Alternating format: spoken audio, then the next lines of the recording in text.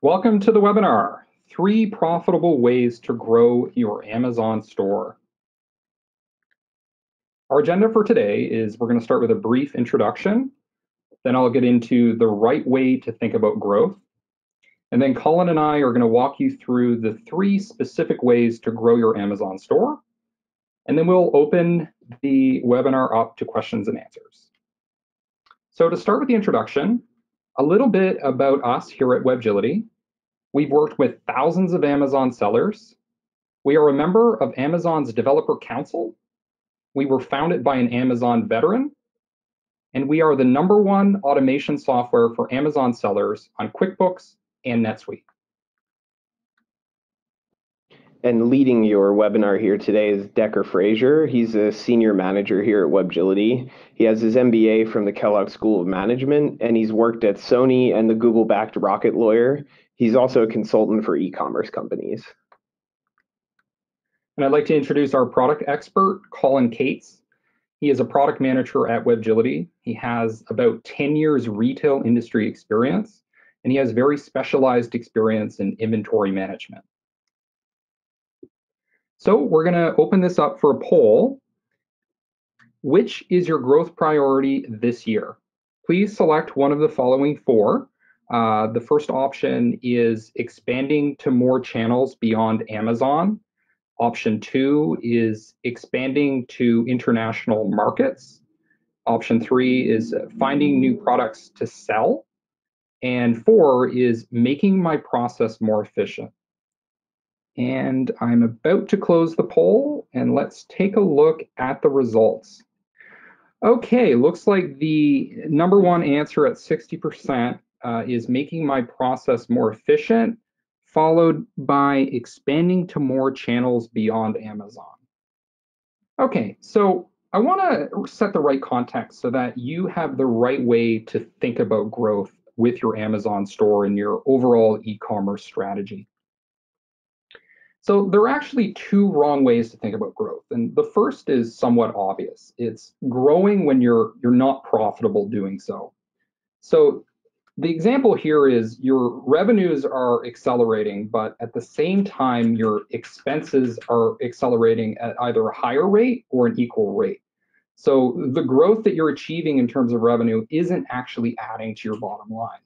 So that's kind of a clear-cut case where growth is not good. But the second case is a little less obvious. And this is where your growth is profitable. You're generating profits, but your return on capital is actually less than the cost of capital. So what do I mean by this? And I'm going to give you an example. Let's say that in your e-commerce business, you have $50,000 cash sitting in your company. You have a couple of options. The first option is to keep the money in the business. So you effectively reinvest it in your own company to try to achieve growth. The second option is you could take that $50,000 out of the company and put it into something else. So for example, the stock market. And let's say that taking that money and putting in the stock market generates a return of about 7% per year. But when you reinvest it in your own business, you only generate 5% per year. So technically, you're still generating a profit, an accounting profit, but it would be a poor decision because you would have been better off taking the money out of your business. So when do you want to actually invest in your own business? Well, that's when you're focusing your growth where you actually have a competitive advantage over your competitors. So this is what Warren Buffett calls a moat. It's something that protects your business. Because when you grow in areas where your business is protected, you're going to get not only profitable growth, but really high return on investment growth that's greater than your cost of capital. So you can have many different types of competitive advantages, but I want to just highlight a few that are very sustainable in the long run. The first is economies of scale. When you have economies of scale, your cost structure is superior to your competitors, and that gives you an advantage. The second competitive advantage is customer captivity. This is when customers are stuck to you for various reasons, and therefore it's difficult for competing e-commerce companies to come in and take those customers away from you. And the third case is when you have some sort of legal protection, whether that's a copyright or a license or something that makes it difficult for your competitors to enter and compete with you on certain product lines. There are a few key growth challenges that Amazon sellers face. And the first is major competition. You're competing with over 2 million sellers in 100 plus countries. You also have very razor thin margins. And this is by design. Amazon wants to be a low cost provider for many customers. And they're going to take about 1/3 of the sale of each item that you sell. It's also very hard to stand out in the Amazon marketplace because only 1 in 30 buyers leaves a review. And that gets even more difficult when you're looking at international marketplaces where people are much less likely to post reviews. And the last major challenge is you have no real-time accounting. You only get paid about every 14 days.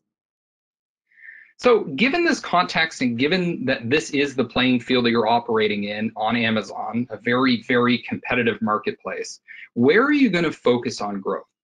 Well, I like to use a very simple equation to figure out where you're going to grow, and that's the profit equation. Profit equals price minus cost times the quantity sold. So really, when we're talking about growth, we don't mean growth in revenue. What you're really interested in is growth in profit. So given that growth and profit is your goal, there are really just three key drivers that can push you into that profitable growth. The first is price, increasing your prices. The second is cost, lowering your cost. And the third is quantity sold, increasing the quantity sold. So this is a very important slide because it's going to drive the rest of the discussion that we're going to have in this webinar, which is how do you get your price up, how do you get your cost down, and how do you get your quantity up? So the first thing I'm going to talk about is increasing your prices. How are you going to go about increasing your prices to grow your profits? One way you can do this is to sell products with little competition. If you don't have much competition, then that gives you pricing power. An example of this is when you sell unique products that aren't on Amazon. And maybe not just necessarily on Amazon overall, but it could be just that the specific Amazon marketplace, for example, Amazon.com or Amazon.ca, doesn't carry this product. This product could be available on Amazon Germany or Amazon Japan. Now, if you don't want to go about selling a unique product and perhaps the process of manufacturing it, you can get around this by creating what is basically a unique product in the form of a bundle. So you're bundling non-unique products into a bundle that effectively becomes a new product. And one tool that I find to be effective to do this is Yassiv. And I have a screenshot of the Yassiv tool on the right.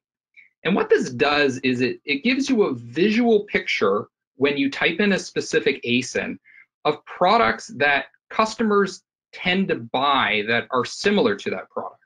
So for example, you can see that the drill on the right has a lot of items that are pointing to it, including drill bits.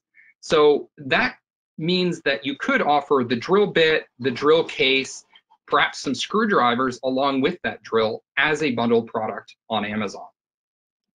Another thing that you can do is you can sell premium versions of products by doing things like offering the best packaging or the best durability. Another way to avoid competition is to focus on a specific niche, perhaps something like fly fishing, because niches are something that a lot of competitors are going to overlook. Now, one important qualifier here is when you do go after a niche, you need to do some upfront research to make sure it's sizable enough to justify the investment in that niche. And lastly, another way to grow by increasing prices with unique products is that have little competition is selling products that have high barriers to entry. A lot of people, when they open Amazon stores, they focus on products that are very simple. They don't have a lot of complexity. There's not a lot of risk associated with it. But you can actually do this to your advantage by focusing and becoming specialized in products that are highly regulated, that have health regulations associated with them, or choking hazards, or products that just have some sort of inherent risk to them. Because if you have the patience and the time to go through the process of selling those, then it's possible that your competitors are not going to go through that process because they're going to see it as a pain. Another thing that you can do is simply sell large and expensive products and go through the logistics of figuring out, okay, how are you going to ship these large, expensive products? Because a lot of people are going to go into Amazon and start selling cheap items that can be shipped cheaply. And that means that you're going to have a lot of competition and a lot of new entrants into the marketplace. Another thing that you can do is just sell sticky products. So these are products that customers are habituated to using, or products where it's very difficult to switch to a competing product, because this habituation or this kind of product that's bought very frequently is very difficult for customers to switch to competitors. Another thing that you can do is you can look at products that are already selling on Amazon and improve upon the listings that they have. And one way to do this is to use a tool called the Jungle Scout Niche Hunter. And I have a screenshot of it here on the upper right. And this is just one of various means that you can use to identify products that have poor quality listings. And here you can see the listing quality score, the LQS. You can fluctuate this so that you're only identifying products that have a listing quality score of 3. What this means is that if the competitors could be selling a product with high volumes in terms of sales, but they haven't fully extracted the maximum amount of sales that they could because they're doing a poor quality with the listings. And an example of things that would improve the quality of the listing would be simply to add more photos. Show the product not just on a white background, which is required for your main image, but also show it in context through things like lifestyle shots or photos of the product in use, perhaps with a business application. Another thing is not just adding more photos, but better quality photos. Pay a photographer for a day, get a light box set up so that you can showcase these products and get a whole bunch of products done in one professional shoot in a single day or weekend. Another way to improve listings is to add videos. Now, this can be very challenging for a lot of Amazon sellers because there are limitations if you are not on Amazon Vendor Central. But one way around this is to get customers to write video reviews and post it on your product listings. This is a way that you can get videos into your product listings to improve the listing quality. Another thing is you can look at your competitors selling products and see if they've actually put any effort into search engine optimization or SEO. If there aren't a lot of description text in the listings, then that's something you can build on, particularly with emphasis on the headlines. The headlines may just use basic terminology from what the manufacturer used to describe the product, but you'll be able to embed keywords into the headline, words like luxury or premium or durable, or whatever it is that the customers are searching for within that product. Another thing is just get more reviews. A lot of competitors' products may be selling well, but if they were able to get 20, 30 reviews on their product listings, then that can make a huge difference, and you can latch onto that and take advantage. The next thing that we're going to talk about is how to grow profits in your Amazon store by lowering your costs. That's right. And so with lowering your costs, one of the big difficulties there is first actually, of course, accurately measuring them and then finding ways to cut them. So the issue with this is, particularly difficult for e-commerce sellers because those costs are very commonly diluted and set up in different systems, as you can kind of see here.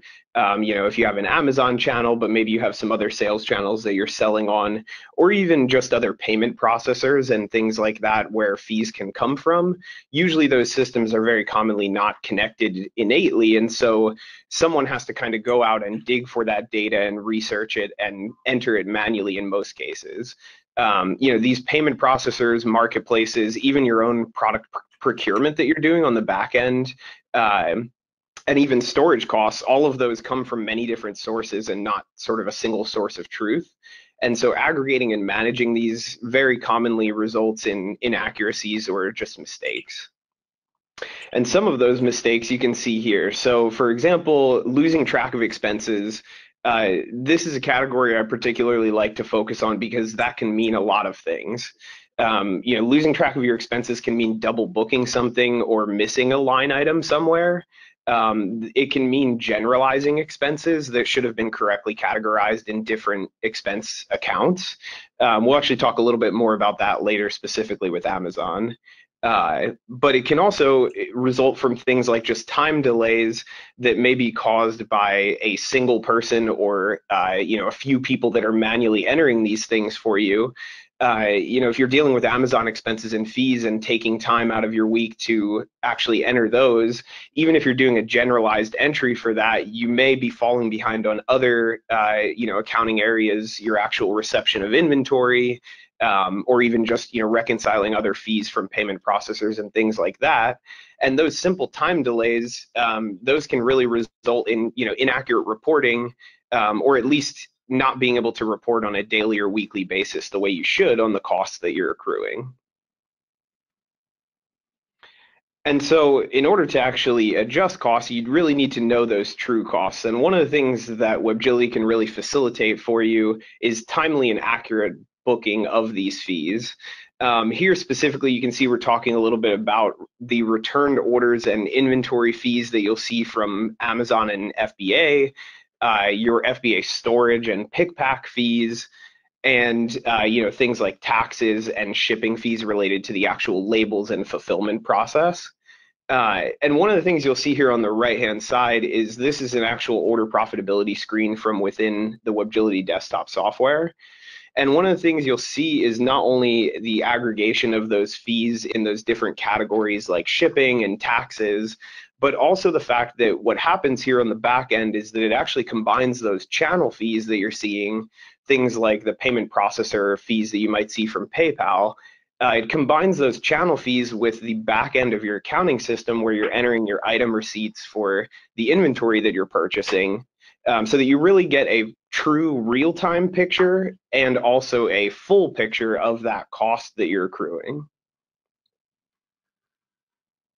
And so if we look a little more deeply at specifically Amazon's fees, you can see sort of a general breakdown here. On the left, we have some common fees or sort of common fee categories that apply to most or all orders you'd have on Amazon there. Then there's the multi-channel FBA fees, as well as specifically just FBA fees with FBA orders and with FBA storage. So you have a host of different fees there that are related to individual products and their storage components, products that have been returned and what happened to that inventory if it was returned to Amazon themselves and their FBA warehouses. All kinds of advertising and commission fees, all of those get rolled into these different categories. And as I mentioned earlier, what tends to happen here is that if you are recording your Amazon fees at all, a lot of times they're being generalized and just booked, maybe as a merchant expense and maybe as an FBA expense. But oftentimes breaking it down much further than that just requires too much time, dedication in order to actually dig into these fees. All right, we're going to move to our second poll question.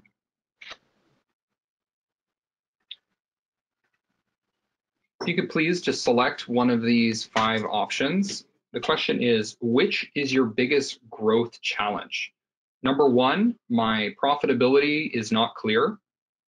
Number 2, competition. 3, fees. 4, my process is not streamlined. And the last selection, customer satisfaction.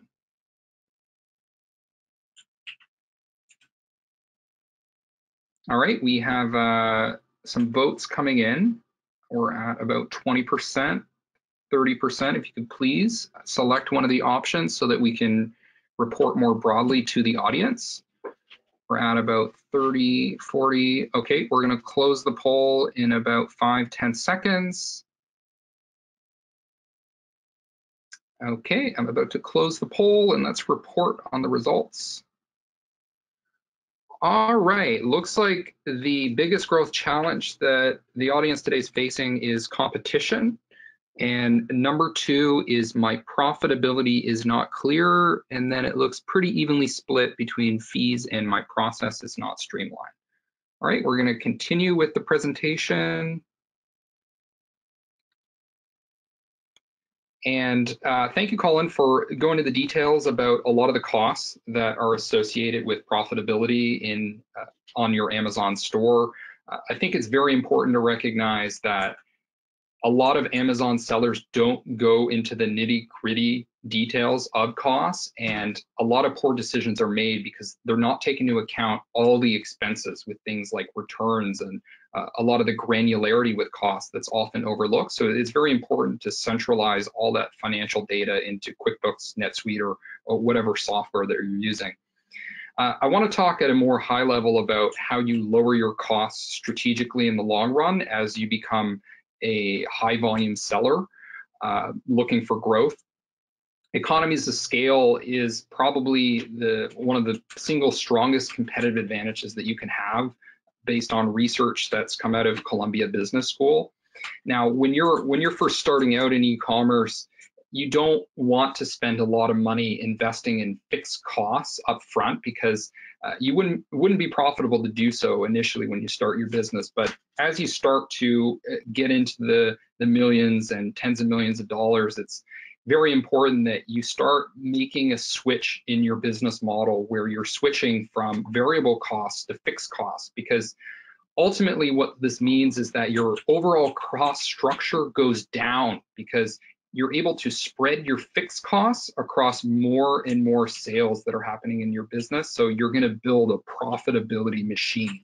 So I just want to highlight one of the key ways to do this, and that's to invest in software and automation, because what that does is it lowers your marginal cost to serve customers.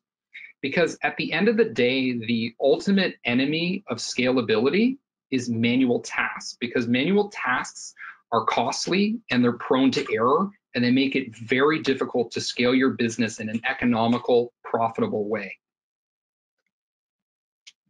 Now, there are lots of many different ways to lower your costs. I'm just going to call out a handful of them. The first is to lower your shipping costs.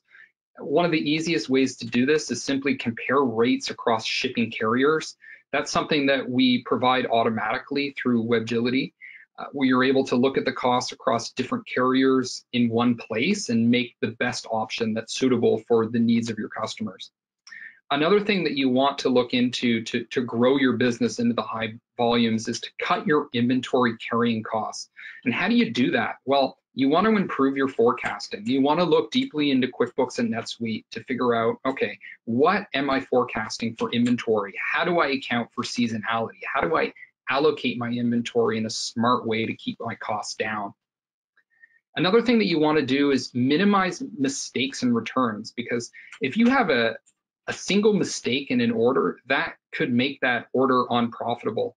And as Colin pointed out, looking at order level profitability can really give you insights here into how much mistakes and returns are making and driving up your costs. And the easiest way to avoid this is to simply replace human error with seamless automation through software. Another thing that you can do is negotiate with your manufacturers and suppliers to get your prices down. Improving your analytics is also going to help you lower your costs. You can make smarter decisions about where to allocate your warehouses, where to allocate products within those warehouses, and make all sorts of more intelligent, more profitable decisions in your business. Another way to lower costs is to lower the cost of your customer acquisition. A lot of people who run Amazon stores are focusing on things like Google advertising or Amazon advertising. The problem with these types of advertising is not that they're not good or not that they're not profitable. It's that they're often producing very linear results. So the amount of money that you invest only has a payoff that's linear. It's not exponential. But when you start looking at marketing that has more scale to it, has more economies of scale, then you can acquire customers at a very cost-effective rate. And I was talking to a vice president at Disney before in consumer packaged goods, and he mentioned that the single most cost-effective way they have to acquire customers is through key influencers. And what these are is people who have some sort of strong influence or even celebrity status among your target customer group, so that they're able to influence them and endorse your product or even just showcase your product. In the past, I was able to acquire customers at very, very low rates of in the tens of cents because I worked with key influencers to promote products through videos. Another way to keep costs down is to drive your advertising and your marketing to your own store as a way of bypassing the Amazon fees. So we talked about increasing your prices. We talked about lowering your costs. Those are two fundamental ways of driving profitable growth in your business. But the last way is simply to increase the quantity or the volume that you're selling. So I'm going to walk through some specific ways to do this. The first is to expand to more channels. And I want to highlight why multi-channel is essential for your business. Really, what you want to do is leverage all the work that you've already done, all the time and the learnings that went into understanding what your products are, how customers respond and review those products, finding the right manufacturer or supplier, finding the right arbitrage opportunities. You have a lot of sunk cost that's gone into that learnings. So why not exploit that and get more out of it? Not simply by expanding to more products, but by selling things that you're already selling just in more channels. And what this does is it really builds economies of scale. You're able to take those learnings, you're able to take your existing warehouses, your existing inventory, and simply scale it across more channels to gain access to a wider customer base. Another reason why multi-channel is essential is because Amazon's becoming more competitive.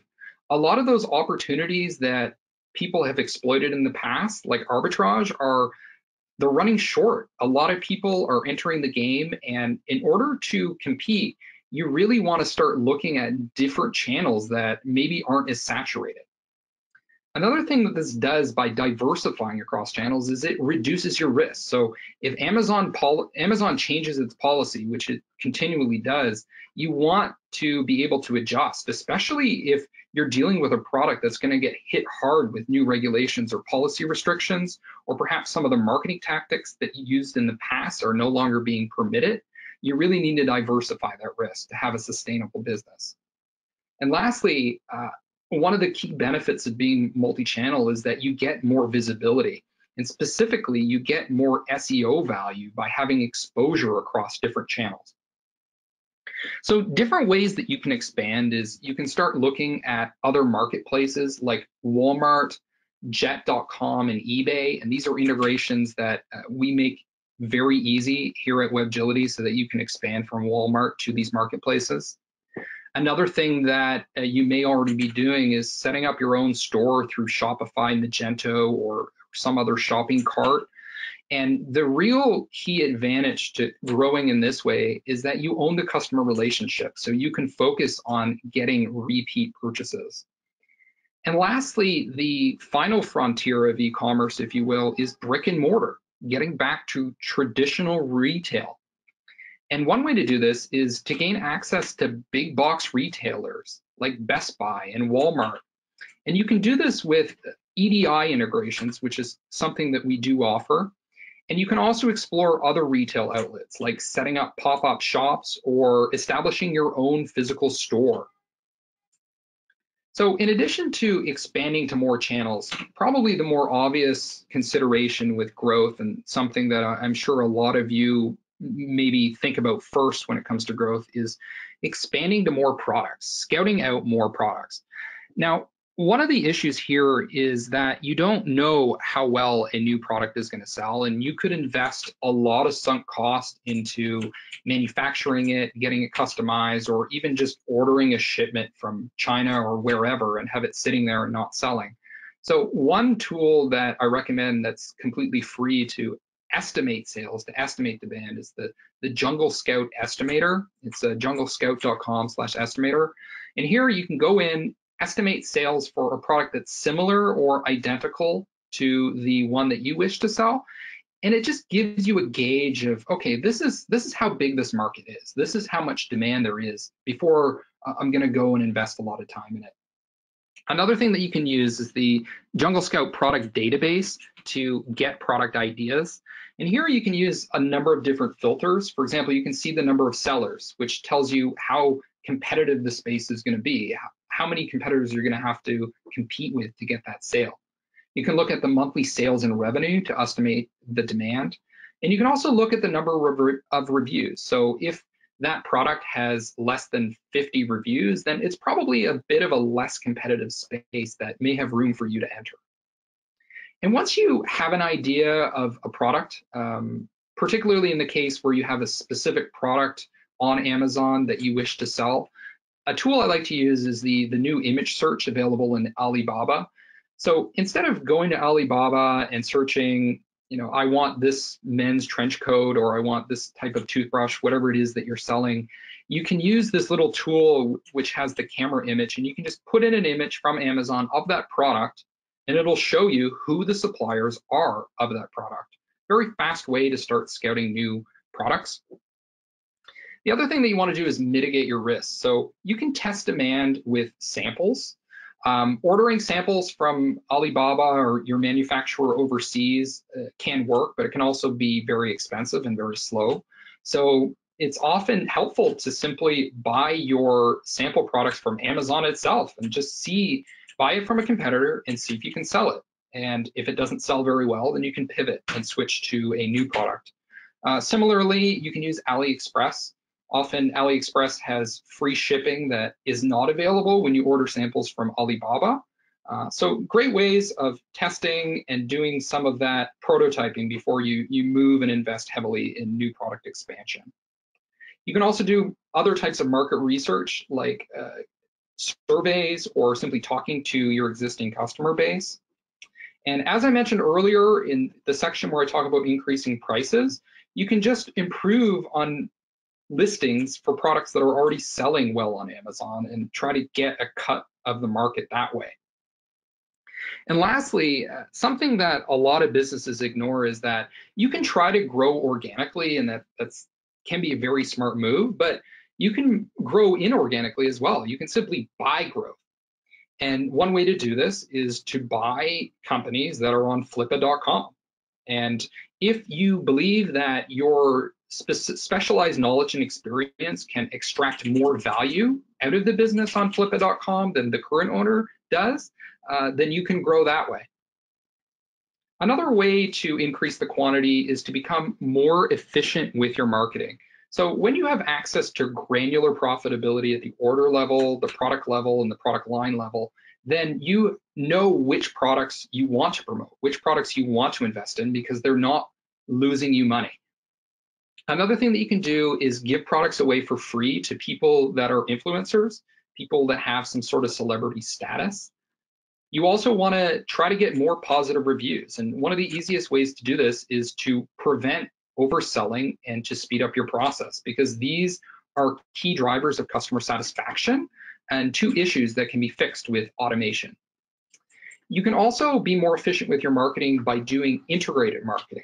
So what this means is, instead of focusing on one particular type of ad or one particular type of social media, you use a combination to get synergy in the marketing that you're doing.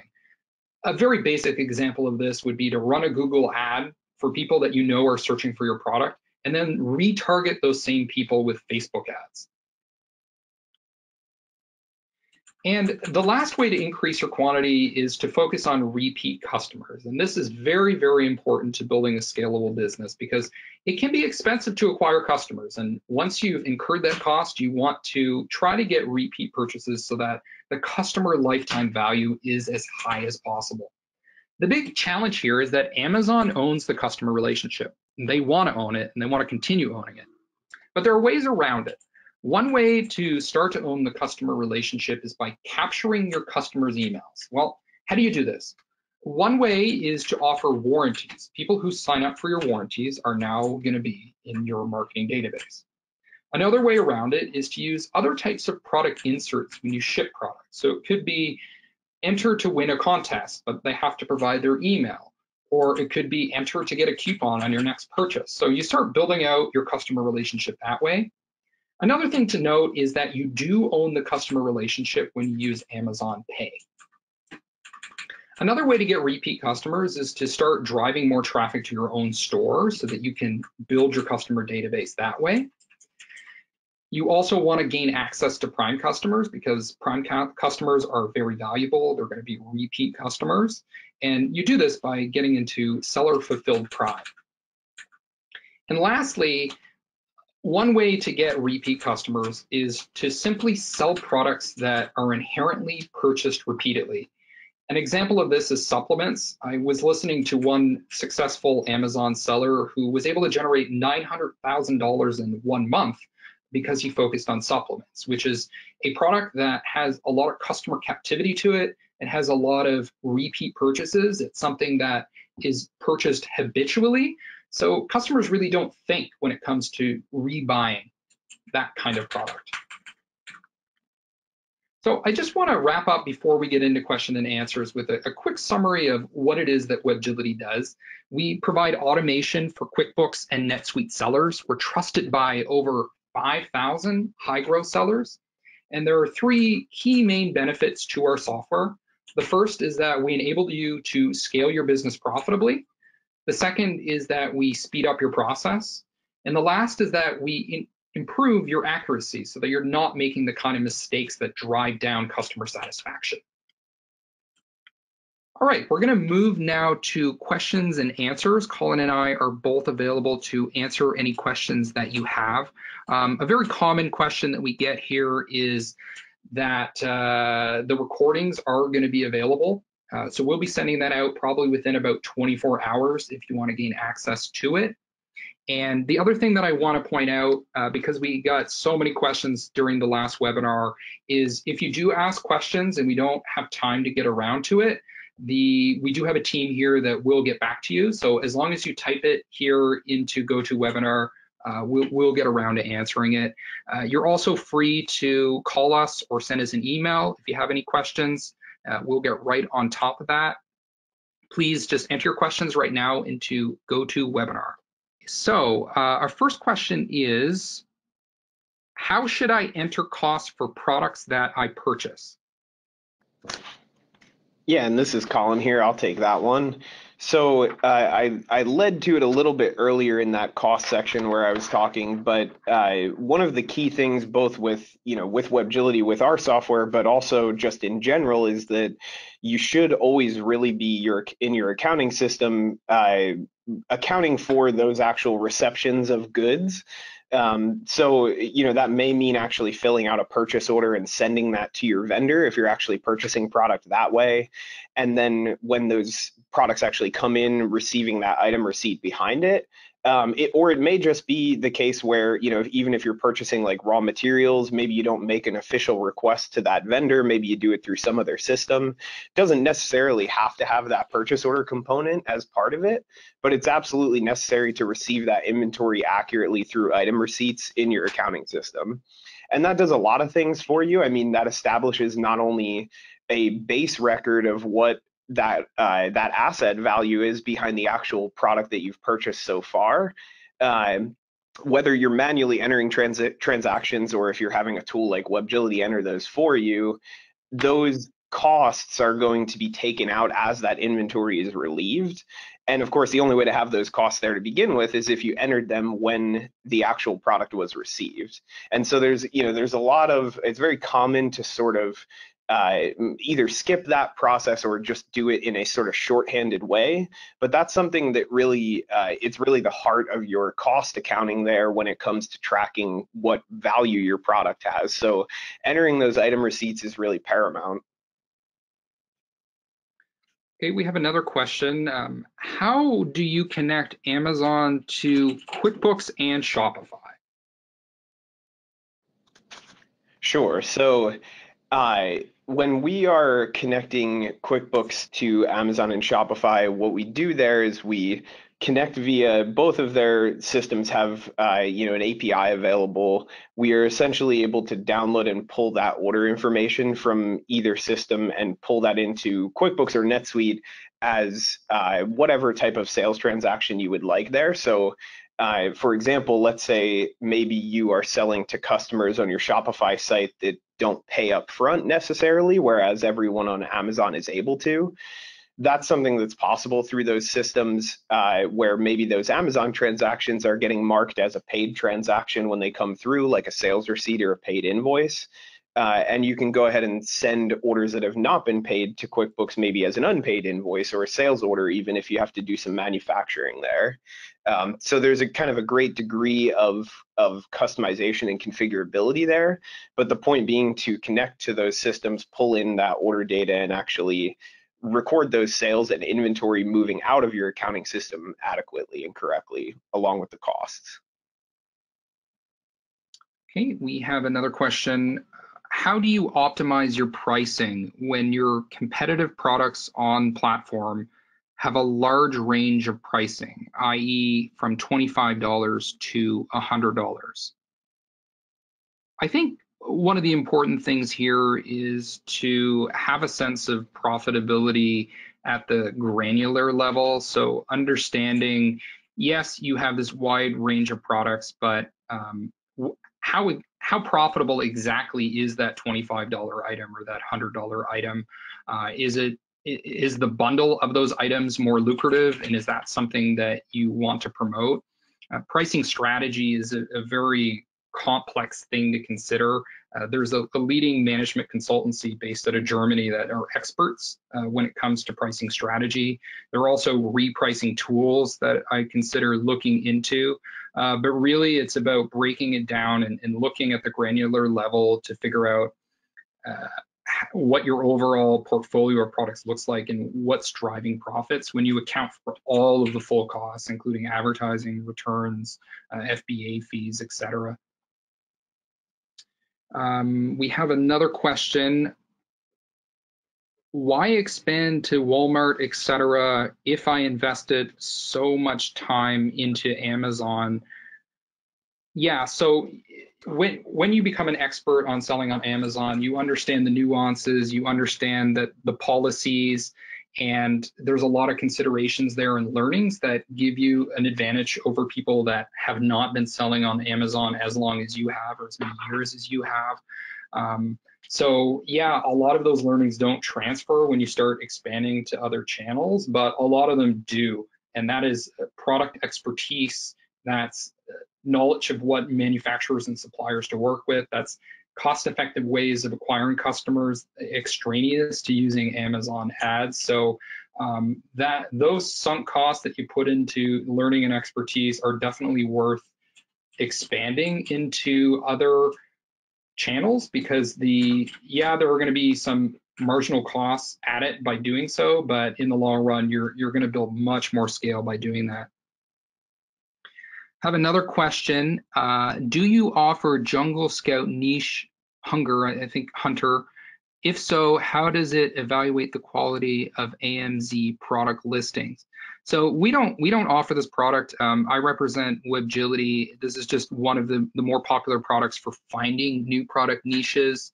And I assume that the way they evaluate product listings is looking at things like the number of photos, whether there's a video included, and I'm guessing that it may account for things like just how long the description text is, or possibly if there are any keywords included.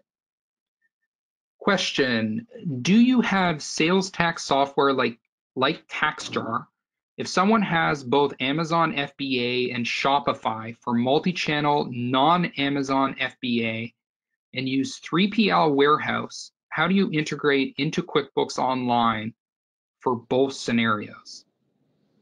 Colin, that's a pretty loaded question. Do you want me to repeat that? I see it there. Yeah, I can answer that. And good question. So we might have to answer some of this offline then later, directly with you. But to speak to that a little bit more generally, TaxJar is a good sort of example to bring up. We don't have any sort of automated tax calculation within the Webgility software like TaxJar. However, it's common and fairly simple to kind of use something like TaxJar at the sales channel level on one of your stores there and allow that tax to be calculated and reported through that tool. What Webgility can do on the back end is actually port that tax information over to QuickBooks, so that in QuickBooks at least you can take that tax information out of the revenue that you made essentially, but your reporting would still be done through that tool like TaxJar. Avalara is another example there where Avalara works similarly to TaxJar in terms of how you can plug that into your online store like Shopify or Amazon. We also can integrate with Avalara, but again, sort of either way, the main purpose there is funneling those taxes through that connector so that you can actually pay your taxes through it as well. Um, Within the Webgility software suite itself, what we can do is we can lock in and map to multiple tax rates within your QuickBooks file. So if you're managing those actual tax rates there, and actually maintaining them and keeping them up to date, we can absolutely just map those and transport that tax across to the correct tax item and of course the correct agency then. So unfortunately we're out of time. I do see there are a number of questions coming in about the copy and product listings, profit being affected by sales tax, and how you compete with third-party sellers. We'd be more than happy to answer these questions, and we'll have some people at the Webgility team reach out to you. If you have any other questions, please just shoot us off an email, give us a call. We're more than happy to share the knowledge that we've acquired doing this for over a decade. So thank you all for joining, and have a great day.